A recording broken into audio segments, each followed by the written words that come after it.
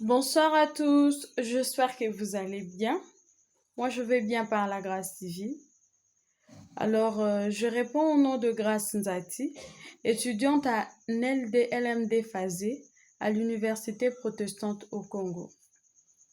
Ce soir, je vais vous présenter les idées clés de Gareth Morgan dans son ouvrage Les images de l'organisation en me concentrant sur l'essentiel. 1. De quoi parlent ces livres? Gareth Morgan nous explique que les organisations sont complexes et qu'on ne peut pas le comprendre à travers une seule vision. Il propose d'utiliser des métaphores, c'est-à-dire des images pour mieux saisir leurs multiples facettes. Il ne s'agit donc pas de trouver la bonne vision, mais de combiner plusieurs points de vue pour mieux comprendre et agir. 2. Les huit grandes images proposées par Morgan. 1. L'organisation comme une machine. Tout est structuré, prévisible, hiérarchisé. Exemple, l'administration. 2. L'organisation comme un organisme. Elle doit s'adapter à son environnement pour survivre. On y parle des besoins humains et des flexibilités. 3. L'organisation comme un cerveau. Elle traite de l'information, apprend, s'auto-organise. On retrouve ici les idées de l'intelligence collective et des organisations apprenantes. 4. L'organisation comme une culture. Chaque organisation a ses propres valeurs, rituels, croyances. Cela influence le comportement des membres. 5.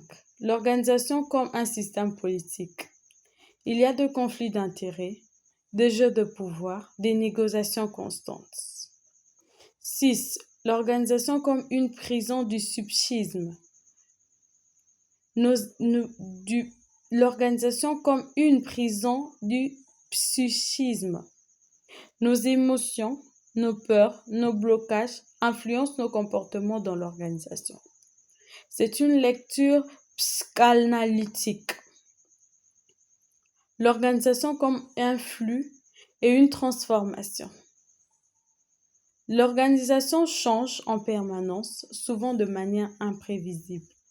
Elle se transforme à partir du chaos et des tensions internes. 8. L'organisation comme un instrument de domination. Elle peut reproduire des inégalités, du stress ou exercer un pouvoir abusif. C'est une vision critique d'inspiration marxiste. 3. Pourquoi c'est important? Chaque métaphore montre une facette différente de la réalité.